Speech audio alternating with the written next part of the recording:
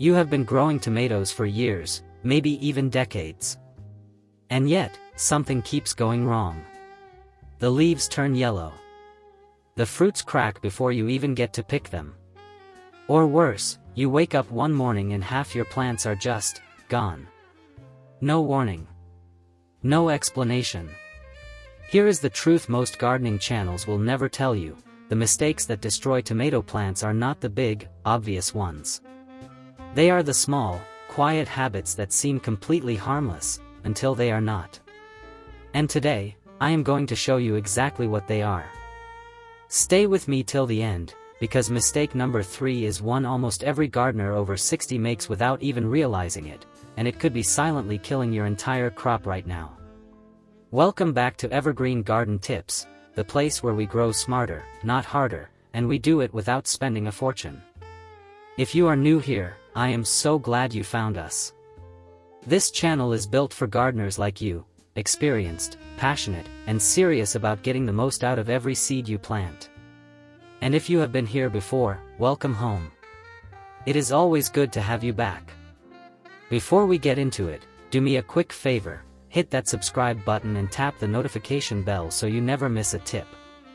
It is completely free, and it means the world to this little garden community we are building together. Now, let us get into it. Mistake number 1, watering your tomatoes at the wrong time of day. This one sounds so simple that most people brush right past it. But the time of day you water your tomato plants matters far more than how much water you give them. A lot of gardeners water in the evening because the day is winding down and it just feels like the right time. The air is cooler, you are less rushed, and it seems like the plants have all night to soak it in.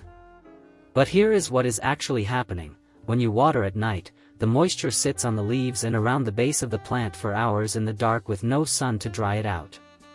That is the exact condition that fungal diseases love. Things like blight and leaf mold thrive in that kind of wet, still environment, and by the time you notice the damage, it has already spread. The sweet spot for watering tomatoes is early morning. Water them before the heat of the day kicks in, so the roots can drink deeply while the sun is still gentle, and any moisture on the leaves dries off naturally as the day warms up. It is a small shift that costs you nothing, but it protects your plants in a way no spray or treatment ever could. And if mornings are hard for you, a simple drip irrigation setup directed right at the soil, not the leaves, gives you the same benefit without the early wake-up. Affordable, effective, and your tomatoes will thank you for it. Mistake number 2, planting tomatoes in the same spot every season. If you have a favorite corner of your garden where your tomatoes always go, this one is for you.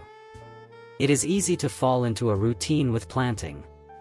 You find a spot that works, the soil feels familiar, the sun hits just right, and so year after year, back the tomatoes go.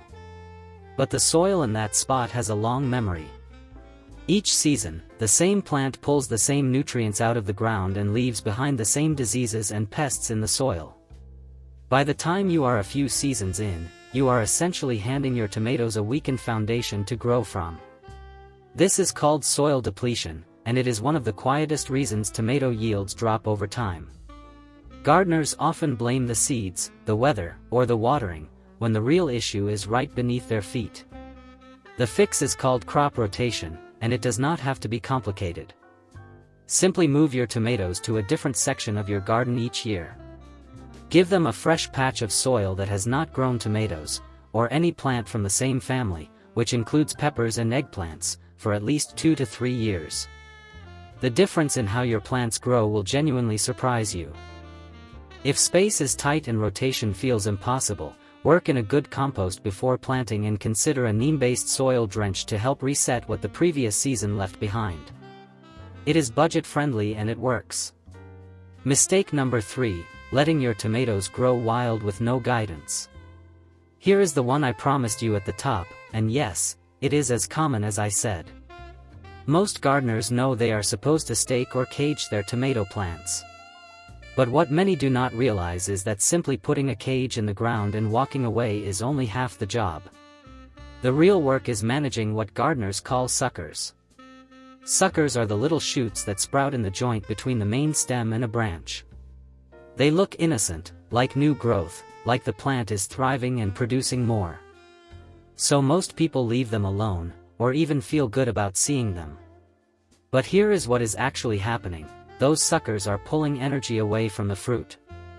Instead of your plant pouring everything it has into producing big, juicy tomatoes, it is busy growing more and more stems and leaves that will never bear fruit. Removing suckers, especially when they are still small and tender, redirects all that energy straight to your tomatoes. You will get fewer stems but bigger, healthier fruit. And the plant stays open enough that air can move through it freely, which again protects against disease. You do not need any special tool for this. Just pinch them off with your fingers when they are small, or use clean scissors for the larger ones. Do it once a week during the growing season and you will notice the difference by harvest time. Before we keep going, if this is already making you think about your garden differently, drop a comment below and tell me which mistake you have been making without even knowing it.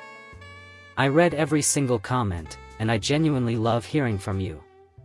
And if you are finding this helpful, a quick thumbs up goes a long way in helping more gardeners like you find this channel. Now, back to our list. Mistake number 4, feeding your tomatoes too much nitrogen. This one trips up even experienced gardeners, and it is easy to understand why. Nitrogen is what makes plants green and leafy. And when you look at a nitrogen-rich tomato plant, it looks incredible, deep green, lush, full of life. So naturally, you keep feeding it. But here is the catch: tomatoes are fruit-bearing plants, not leaf plants. What looks like a thriving, healthy plant might actually be a plant that has completely forgotten it is supposed to be growing tomatoes. Too much nitrogen pushes the plant to keep growing leaves and stems at the expense of flowers and fruit. You end up with a big, beautiful green bush that produces very little, or flowers that fall off before they even set fruit. The fix is simple once you understand the timing. In the early weeks after planting, a little nitrogen helps your tomatoes get established. But once the plant starts flowering, you need to switch to a fertilizer that is lower in nitrogen and higher in phosphorus and potassium. These two nutrients are what actually support flower development and fruit production. Look for fertilizers labeled specifically for tomatoes or fruiting vegetables. They are widely available and usually very affordable. Your wallet and your harvest will both be in good shape. Mistake number 5, ignoring the bottom leaves of your plant. This last one is small, easy to overlook, and almost nobody talks about it. The leaves at the very bottom of your tomato plant, the ones closest to the soil, are the first place disease shows up. Fungal spores from the soil splash up onto those lower leaves every time it rains or every time you water.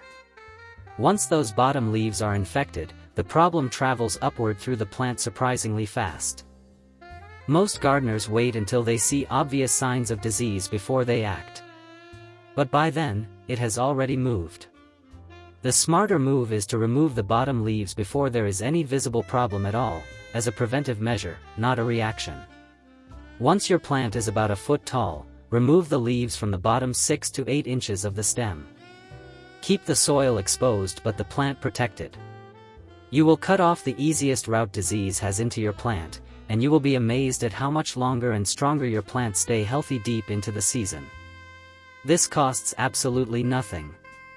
Just clean hands and a little time, and it is one of the highest return habits you can build in your tomato garden. So there you have it, 5 mistakes that are incredibly common, rarely talked about, and completely fixable once you know what to look for. You do not need expensive products or a big garden to grow tomatoes well. You just need the right information at the right time. Water in the morning, rotate your planting spots, manage those suckers, ease up on the nitrogen once flowers appear, and keep those bottom leaves trimmed.